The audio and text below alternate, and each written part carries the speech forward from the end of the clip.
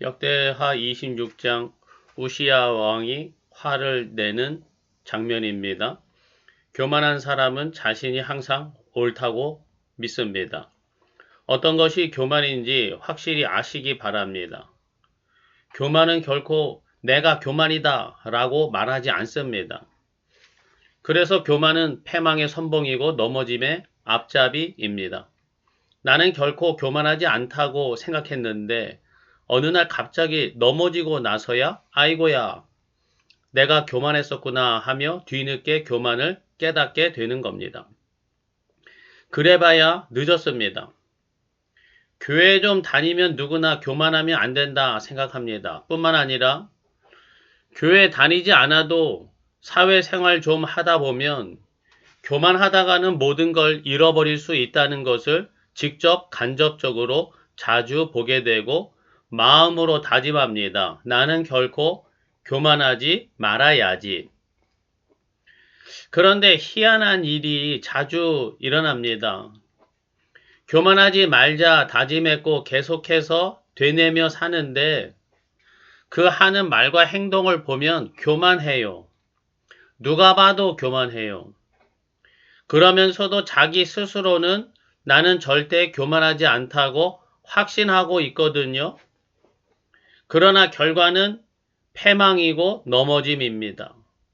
자기가 교만하다는 걸 몰랐다는 것이 교만의 가장 큰 함정입니다. 그렇기에 교만하지 말자 다짐하는 것만큼 그보다 더 중요한 것은 바로 어떤 생각과 말과 행동이 교만인지를 분명히 분별할 수 있어야 합니다. 오늘 교만의 모습을 똑바로 파악하시기를 바랍니다. 역대하 26장 우시야 왕의 이야기입니다.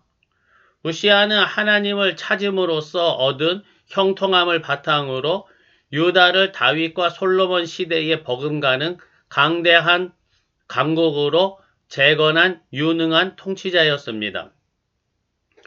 국방력을 강화시켰고 영토를 확장시켰습니다. 블레셋 및 주변국을 정복했고 군대 조직을 개편하고 신무기를 개발했습니다. 또한 농업 장려와 경제 활성화를 이룩했습니다. 용수를 확보하고 농토를 개간하였습니다. 그 결과 대외적인 영향력을 확대했고 암몬 사람들에게 조공을 받았고 그의 명성이 애굽 변방까지 퍼졌으며 매우 강성한 나라가 되었습니다. 하지만 우시야의 비극은 그가 강성해졌을 때 시작됩니다.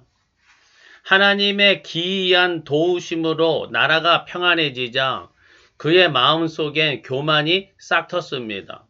결국 그는 넘어지고야 나서야 넘지 말아야 할 선을 넘었습니다. 제사장만이 할 수 있는 분향을 직접 하겠다며 성소를 치고 들어간 것입니다. 제사장들의 필사적인 만류에도 불구하고 그는 오히려 손에 향로를 잡고 격렬하게 화를 냈습니다. 왕이 제사장의 노를 바라는 바로 그때 하나님의 심판이 그의 이마에 임했습니다. 분노로 일그러진 그 얼굴 위로 나병이 피어오른 것입니다. 나병 환자가 된 우시야는 율법에 따라 철저하게 격리되었습니다. 왕궁에서 쫓겨나 별도의 처소, 별궁에 머물러야 했고 결국 나병 환자인 채 상태로 죽음을 맞이했습니다. 그는 유다의 왕이었지만 부정한 병에 걸렸다는 이유로 조상들의 묘실인 왕실 묘지 안에 안치되지 못했습니다. 우시야 왕은 하나님 보시기에 선한 왕입니다. 그러나 그의 말년은 비참한 생애가 되었습니다.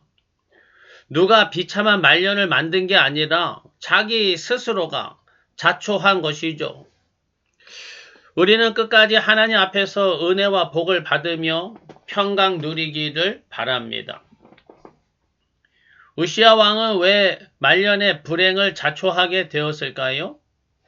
성경은 한마디로 말씀합니다. 교만해졌기 때문입니다. 16절 말씀이죠. 그가 강성하여짐에 그의 마음이 교만하여 악을 행하여 그의 하나님 여호와께 범죄하되 곧 여호와의 성전에 들어가서 향단에 분향하려 한지라. 그가 강성하여 짐에 그의 마음이 교만하여졌습니다. 우시야 왕은 믿음을 지켜서 성실하게 사명을 감당하였고 모든 것이 다 잘 되었습니다. 여기에서부터 문제가 시작되는 거죠. 바로 교만입니다. 강성해지고 형통하고 아쉬울 것이 없으니까 사람이 교만해져요. 끝까지 겸손함은 좋은데 이게 참 힘들어요. 힘과 부귀와 명예 이 모든 것을 거머쥐면 사람은 이상하게 교만해지기 쉽습니다. 바라기는 우리는 끝까지 겸손할 수 있기를 바랍니다. 끝까지 겸손할 수 있는 것이야말로 정말로 소중한 은혜입니다. 그러면요, 우시야 왕은 그 마음에 어떤 생각이 들었길래 교만해졌을까요? 성경을 다시 봅니다. 우시야가 교만해질 때의 상황입니다. 그가 강성하여 짐에 그의 마음이 교만하여 라고 말씀합니다. 그가 강성해지자 어떤 마음의 생각이 들어왔는데 그 생각이 교만을 만들어낸 거죠. 그렇다면 그 마음의 생각은 뭘까요? 아마도 내가 이렇게까지 강성해진 것은 나의 능력이고 나의 성과다. 이러한 과도한 자기 과신의 생각 같습니다. 교만이란 다른 게 아니에요. 내가 열심히 해서 내가 성공했고 내 노력으로 이만큼 성공을 이루었다며 자기를 과시하는 것이 교만의 뿌리입니다. 내가 열심히 해서 내가 성공했습니다. 라는 이 생각이 교만입니다. 이렇게 말씀하면은 교회 안에서는 그렇구나 받아들일 수도 있겠지만 교회 밖에 있는 일반 사회인들에게 이렇게 말하면 뭐라고 할까요? 아마도 이런 말을 듣게 될 겁니다. 뭔 소리예요? 내가 열심히 해서 내가 성공한 것을 내가 스스로 인정해주고 자기 자존감을 세우는 게 마땅하지. 그게 왜 교만입니까? 라고 하면서 항의할 겁니다. 그렇습니다. 맞는 말입니다. 세상은 자기 확신을 가지라고 말합니다. 맞습니다. 우리에게는 자존감이 필요합니다. 하지만 건강한 자존감은 결코 이 모든 것이 내 힘으로만 한 것이라고 말하지 않습니다. 오히려 내가 받은 도움을 인정하고 기억할 줄 아는 감사에서 나오는 자존감이 진정한 자존감입니다. 내가 열심히 한 만큼 많은 도움이 있어서 여기까지 이르렀습니다. 라는 자존감이 건강한 자존감이죠. 이것은 교회 안에서만 하는 말이 아니라 세상 사회에서도 누구나 인정하는 주장입니다. 그런데 우시야는 그 성공의 과정에서 있었던 수많은 조력자와 하나님의 기이한 도우심을 뒤로하고 이 모든 게 자기 실력이라고 내세웠습니다. 그렇게 생각이 들었습니다. 이게 교만입니다. 성공의 공로를 100% 자기에게 돌리는 순간 그 사람은 괴물이 됩니다. 타인의 충고는 잔소리가 되고 지켜야 할 선은 거추장스러운 방해물이 됩니다. 아마도 우시야는 자기가 모든 걸 다 잘했으니까 이 제사장이 드리는 이 분향도 내가 하면 더 잘하리라는 교만한 생각이 들었을까요? 그래서 결국 자기가 직접 분향하려고 하였습니다. 그러자 제사장들이 말렸죠. 만약에 바로 그때 말릴 때 내가 선을 넘었구나 라고 깨달았다면 자존감 높은 왕으로 남았을 겁니다. 그러나 그는 화를 냈습니다. 성공한 나에게 감히 누가 토를 달아? 교만하여져서 누구도 막을 수 없는 선을 넘는 우시야를 막을 수 있는 분은 오직 하나님 뿐이었습니다. 그래서 하나님은 우시야에게 나병을 내리셨습니다. 우리는 어떤가요? 혹시 지금 그래도 살만한가요? 웬만히 살만하다면 어떻게 이 정도로 살만하게 되었나요? 이게 다 내가 열심히 땀 흘려 살았기 때문에 살만해진 것이라고만 생각하고 있습니까? 내가 열심히 했으니까 당연히 이 정도는 살만해야지 라고만 생각하고 있나요? 아니면 나도 열심히 하긴 했지만 그래도 주변에 많은 사람들이 함께 했고 무엇보다 하나님이 은혜를 주셔서 이만큼이라도 살만하게 되었습니다. 이 모든 것이 은혜입니다. 라고 생각하고 계신가요? 지금까지는 교만이 가져온 생각에 대해 말씀을 나눴습니다. 내가 다 한 것이라는 이 생각이 내 마음에 있다면 그것이 바로 교만이라는 것을 분별하시기 바랍니다. 이번에는 교만이 가져오는 실제 행동의 변화를 들여다보겠습니다. 아하! 이런 행위가 교만이구나 감별할 수 있어야겠습니다. 교만이 가져오는 행위의 변화는 두 가지입니다. 첫째는 월권 행위이고 두 번째는 화내는 것입니다. 교만해진 우시야 왕에게 나타난 두 가지 대표적인 행위는 바로 첫 번째 월권 행위였고 두 번째는 화를 낸 것이었습니다.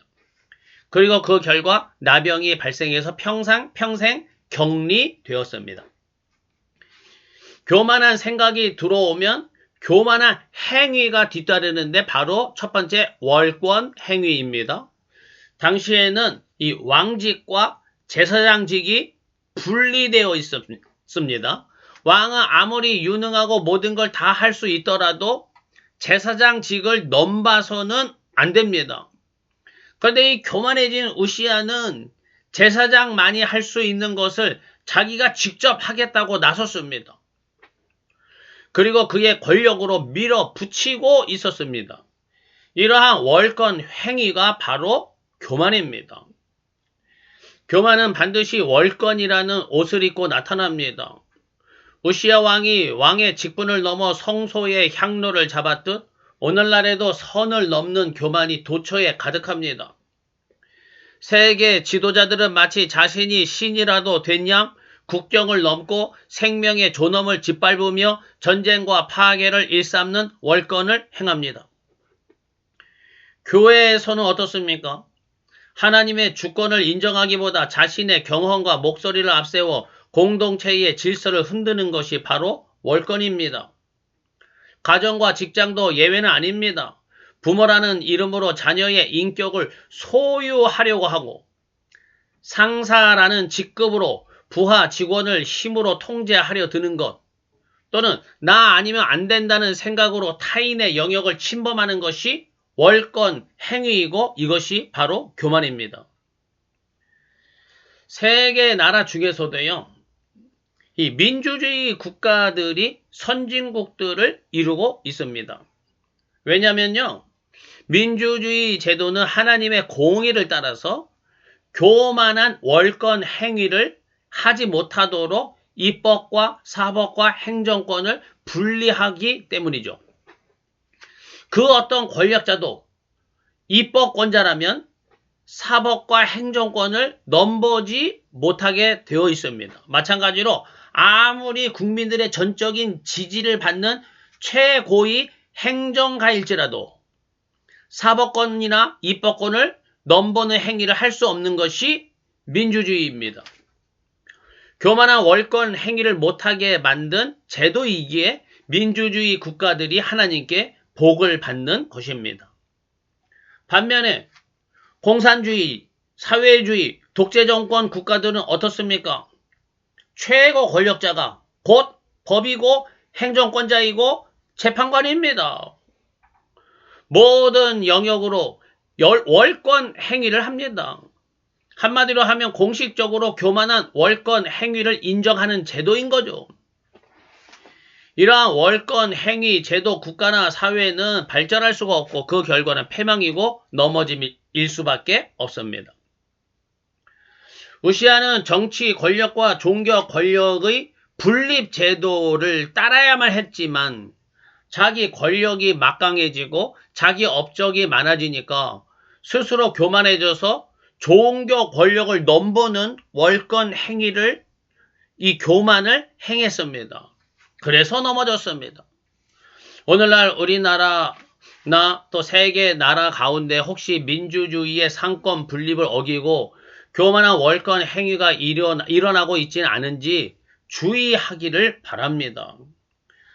교만한 월권 행위는 개인뿐만 아니라 사회나 국가를 넘어지게 만들 수 있기 때문입니다. 교만이 가져오는 두 번째 행위는 화를 내는 것입니다. 왜 화를 내는 것이 교만일까요? 교만한 사람은 자신이 항상 옳다고 믿습니다. 그래서 누군가 나의 잘못을 지적하거나 앞길을 막아서면 그것을 나의 권위에 대한 도전으로 받아들입니다. 감히 네가 나를 가로막아? 가르치러 들어? 우시아 왕이 딱 그랬습니다. 제사장들이 하나님의 법을 근거로 해서 필사적으로 만류했을 때 그는 자신을 돌아보는 대신 분노를 터뜨렸습니다. 분노의 본질은 내 뜻대로 상황이 통제되지 않을 때 나오는 교만의 표출입니다. 화를 내는 순간 내 위에는 하나님의 법도 질서도 없게 됩니다. 오직 내 감정과 내 고집만이 옳다고 주장하는 교만인 것입니다. 오늘 내 마음속에 솟구치는 화가 있다면 그것이 혹시 내가 왕이 되어 있기 때문은 아닌지 반드시 돌아보아야 합니다. 그렇다면 절대로 화를 내서는 안 된다는 겁니까? 화가 올라와도 꾹꾹 참고 화를 누리면서 화나지 않은 척 살아야 하는 걸까요? 성경 에베소서 4장 26절은 화를 내지 말라고 하지 않고 오히려 분을 내어도 죄를 짓지 말며 해가 지도록 분을 품지 말라고 합니다. 사람이라면 누구나 화가 올라올 수 있습니다. 그러나 중요한 것은 화를 어떻게 표출하느냐에 따라서 죄가 될 수도 있습니다. 잘못된 방식으로 함부로 화를 내는 것이 교만입니다. 우리 주변에서 화내는 것을 종종 보게 됩니다. 누가 누구에게 화를 낼까요? 개가 사자에게 화를 낼까요? 또는 고양이가 호랑이에게 화를 낼까요? 가만 보면 저 사람에게는 화를 내도 별 탈 없을 것이라는 판단이 깔려 있는 거죠. 만만해 보이니까 화를 내는 겁니다. 나는 저 사람에게는 화를 내도 괜찮아. 나는 저 사람에게는 화를 내도 괜찮은 사람이야. 저 사람은 나에게 화를 들어도 마땅하다는 생각인 거죠. 이게 교만입니다. 너는 내 자식이니까 내가 너에게 화를 내도 괜찮은가요? 내가 너의 상사이고 너는 나의 부하니까 내가 너에게 화를 내도 괜찮은가요? 내가 나이가 많으니까, 내가 돈이 더 많으니까, 내가 힘이 더 세니까 내가 화를 내도 상관이 없나요? 이것이 교만입니다. 세상에 그 누구도 다른 누구에게 함부로 화를 낼 수 있는 권한은 없습니다. 화가 나는 이 감정 자체를 부정할 수는 없습니다. 하지만 그 화를 누구에게 어떻게 쏟아내느냐가 나의 교만을 나타냅니다. 나보다 약한 사람, 만만한 사람을 골라 화풀이하는 것은 명백한 교만이며 폭력입니다. 그렇다면 화가 치밀어 오를 때 우리는 어떻게 해야 할까요? 첫째, 즉각적인 반응을 멈추고 하나님께 질문하십시오. 하나님, 지금 제가 내는 이 화가 나의 자존심 때문입니까? 아니면 하나님의 의의를 위한 것입니까? 이렇게 질문하는 순간에 교만의 불길은 잦아듭니다. 둘째, 사람에게 화를 쏟기 전에 하나님 앞에 화를 쏟아내십시오. 시편의 기자들처럼 하나님께 내 억울함과 분노를 정직하게 아뢰십시오. 하나님, 내가 지금 화가 나요. 이러이러해서 짜증이 나고 성질이 나서 못 참겠어요. 너무 속이 상해요. 하나님께 먼저 나의 화를 아뢰는 겁니다. 사람은 내 화를 감당할 수 없지만 하나님은 그 분노를 치유하시고 회복시켜 주십니다. 셋째, 상대방에게 화를 내지 말고 화를 표현하세요. 표현. 나의 화를 차분하게 설명하는 겁니다. 화를 어떻게 표현해야 할지를 배워보시기 바랍니다. 화를 내는 것과 화를 표현하는 것을 구분하십시오. 무작정 폭발시키는 것은 분풀이지만 내 상태를 정확히 알리는 것은 화를 표현하는 것이고 이게 바로 소통입니다. 화가 나면 저절로 소리 지르면서 상대방을 비난하고 정죄하는 말을 쏟아붓게 되죠. 이렇게 화를 내는 것이 교만이고 죄를 짓는 것입니다. 이제는 소리 지르거나 상대를 비난하기 전에 화가 치밀어 오르는 자기 자신을 표현하세요. 이게 죄 짓지 않고 화내는 방법입니다. 상대방에게 소리 지르지 말고 차분하게 이렇게 말해 보시기 바랍니다.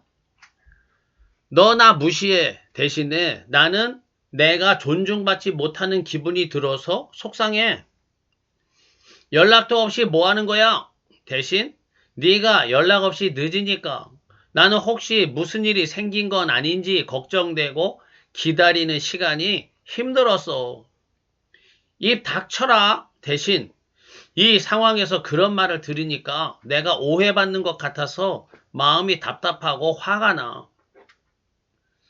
너만 소리치냐? 대신 네가 목소리를 높이니까 나는 대화하기가 무섭고 위축되고 나도 화가 나. 조금만 작게 말해주면 좋겠어. 다 필요 없어. 꺼져버려. 대신에 그런 말을 들으니까 내 가슴이 너무 아프다. 지금은 더 이상 대화를 이어가기가 어려울 것 같아. 교만은 함부로 화를 내어 관계를 깨뜨리지만 겸손은 화를 표현해서 관계를 살립니다. 함부로 화를 내며 말하는 거친 언어 습관을 이제는 나의 화를 겸손하게 표현하는 생명의 언어로 바꾸십시오. 이것이 바로 내 감정의 주인 자리를 하나님께 내어드리는 사람의 성숙한 모습입니다. 성도 여러분, 교만의 가장 무서운 함정은 나만은 결코 교만하지 않다 확신하는 그 마음 자체에 있습니다. 오늘의 성공과 평안함이 하나님의 은혜임을 잊고 나의 성과라는 교만한 생각이 드는 순간 우리는 넘어지기 시작합니다. 이런 교만한 생각이 싹트면 반드시 두 가지 행동이 드러납니다. 첫째는 나에게 주어진 경계를 넘어서 타인의 영역을 침범하는 월권 행위입니다. 둘째는 내 고집과 거지가 꺾일 때 참지 못하고 터뜨리는 화내는 말입니다. 오늘 나의 생각과 행동과 말을 정직하게 돌아보십시오. 내가 다 했다는 착각, 나 아니면 안 된다는 월권, 감히 나를 무시해라며 함부로 화내는 말을 이제는 하나님 앞에 내려놓아야 합니다. 끝까지 겸손을 지키는 것이 가장 큰 능력이고 은혜입니다. 교만하여 넘어지지 말고 끝까지 겸손의 말과 행동으로 은혜 가운데 거하시기를 간절히 축복합니다. 아멘.